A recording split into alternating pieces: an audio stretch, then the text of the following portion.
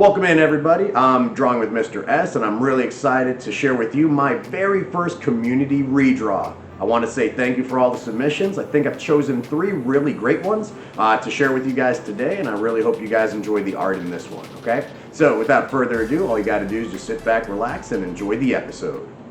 Dimension S, or as you better know it as, the S-verse, is filled with superpowered individuals who can do incredible things. Some have the ability to run at super fast speeds. Some can create objects out of bones to use for other offensive and defensive purposes. Some can manipulate the wind, while others can fly. And even more fascinating are those that can control aura, and those that claim to be monsters and demigods. Yes, the S-verse is filled with many impressive heroes and villains, but allow me to expand your knowledge by telling you about 3 more heroes that reside in this world.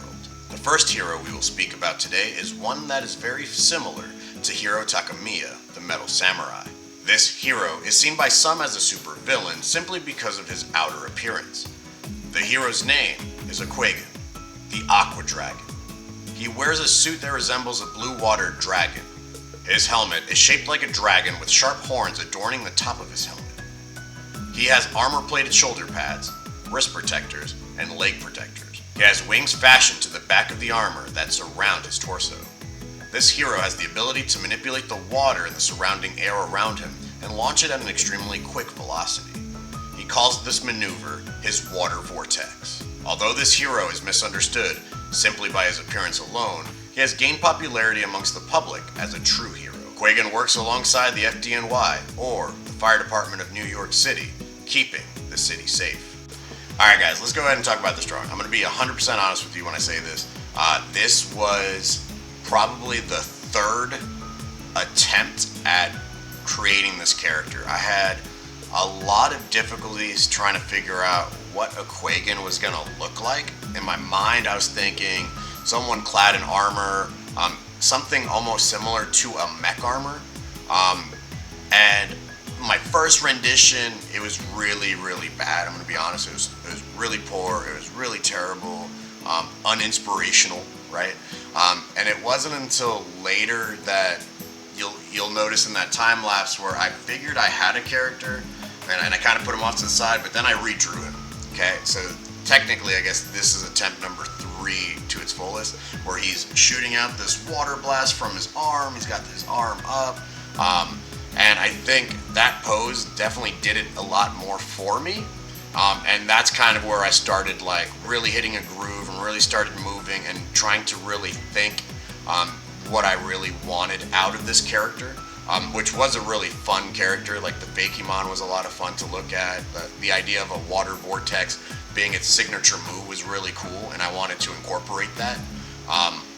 And I think I really got it later because as I start lining my sketch, I noticed like the legs they were a little too stiff, and so I kind of went into a different direction with them.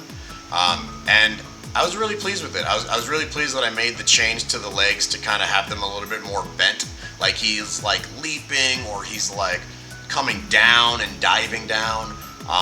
And I thought the colors worked really well. It may have gone a little too dark when I started using like the textures that I wanted, like especially in the armor when I did the scales. It went from like a lighter blue to a darker blue, but I don't think that takes away from it.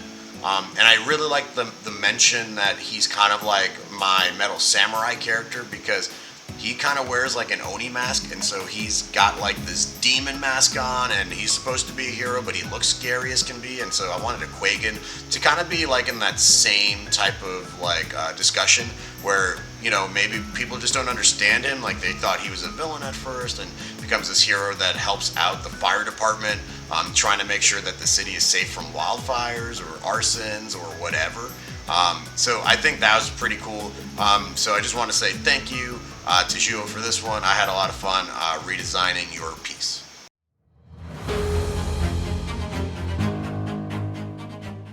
In Grand Forks, North Dakota is a hero that has recently been making a name for himself.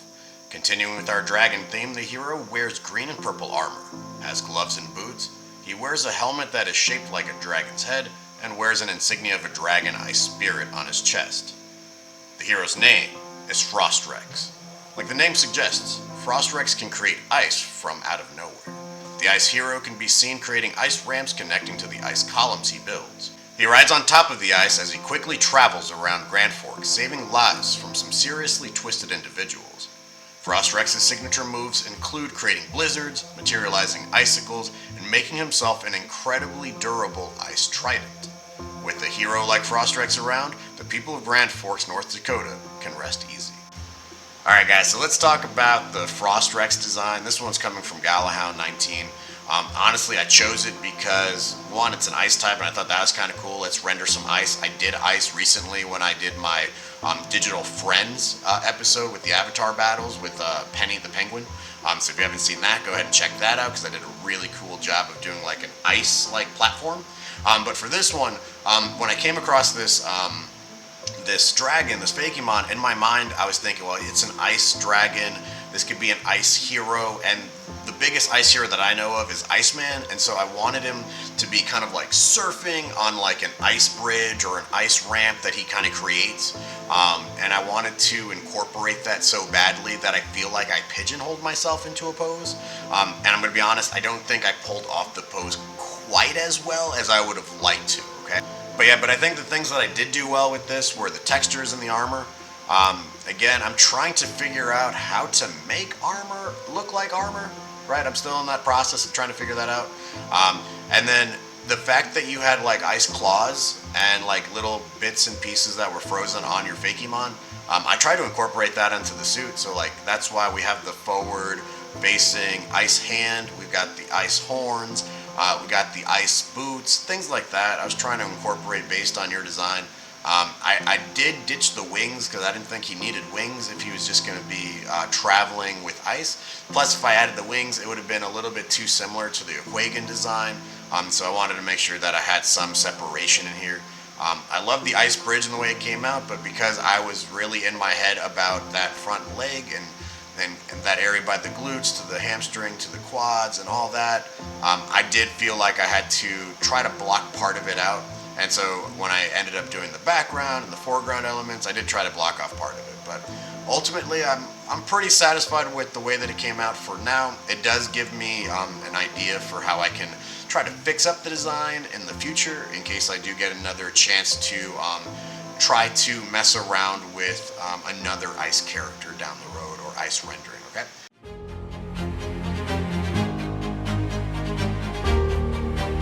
On the continent of Africa is a hero who protects the animals of the savannah. He goes by the name Tusky.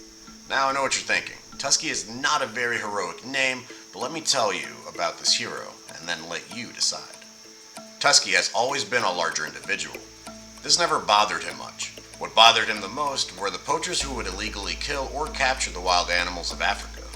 The poachers would kill rhinos for their horns because they were an important ingredient in traditional Chinese medicine. They would kill lions for their body parts such as skins, claws, teeth, and bones. And they would kill elephants primarily for their ivory tusks, for the use in jewelry, ornaments, and traditional medicine as well. The elephants are near and dear to Tusky's heart because he was raised by them in the savannah. One day his parents were marooned on the coast of Africa. Tusky was with them when this happened. He watched as his parents were killed by apes, and he was left there all alone to fend for himself. As he searched for water, he came across several elephants who were being targeted by cheetahs. Once they caught Tusky's scent, they quickly darted for him. It was at that moment that his ability to create fire awakened. One of the cheetahs was on fire, and the rest saw their burning companion and ran away. The elephants walked over to Tusky and knelt before him, accepting him into their herd.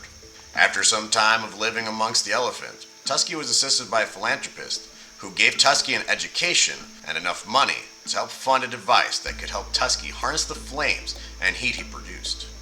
Years later, Tusky named himself as a way of warning poachers that they will not be harming elephants or the other wild animals of the savannah while they are under his protection.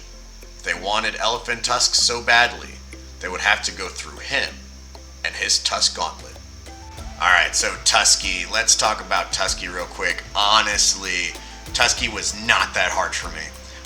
When I saw this picture of the elephant Pokemon, and I'm reading through its origins, and I'm reading through its techniques and its moves, all I had in my head was this big, fella, right? This big boy character, and it just kind of came really easily to me where I was like, this is the vision I have of him. He's on it. He's got this giant club or sword or weapon, and I was already thinking that elephant tusks would be really cool if they were coming off of his wrist. And so just trying to figure out like, oh, okay, here in the story, it says that his tusks kind of go on fire, right? Like that's in the original origin story that Eleanor wrote. And I was like, well, I'm going to totally incorporate that.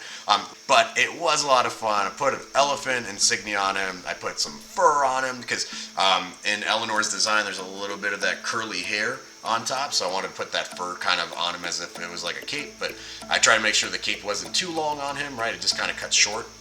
And the little tail designs where he had like the little bushes, last minute in the design, I ended up trying to create a braid for him, and so that's kind of where that little piece kind of comes back into play. And I don't know, I try to really push the design. This one was a lot of fun. Even with him just kind of standing there, he's kind of like that character where you just don't want to mess with him because you don't know what you're gonna get.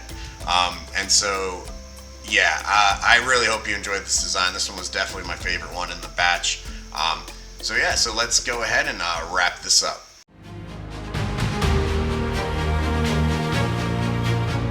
Alright guys, there's our very first community redraw in the books. Oh man, I was so excited. I think the drawings came out really great.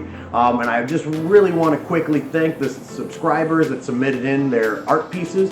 So let's go ahead and thank Juo for his Aquagan submission, Galahound19 for his Frost Rex submission. You can find Galahound19 here on YouTube, bringing you a variety of topics. One of my favorites was his 5 Nights at Pokemon series. I'll link his channel down below in the description. And last but certainly not least, the final shout out goes to Eleanor for her Tusky submission. Alright guys, so we're not going to just stop the community redraw fun just there. We're going to also go ahead and continue with our October prompt. So here it is. For the October prompt, I want you to create your very own horror monster. The scarier, the better. Be sure to include at least one headshot and one full body drawing. Provide a description of your character's appearance. Finally, provide some lore about your art piece so I can get a good understanding of your character. The deadline for this one will be November 7th. Next week, I'll be releasing a bonus episode because Venom: The Last Dance releases in theaters next week. It'll be a fun video, so don't miss it. I'll catch you all in the next video, so you all take care of yourselves. Have a good one. Bye-bye.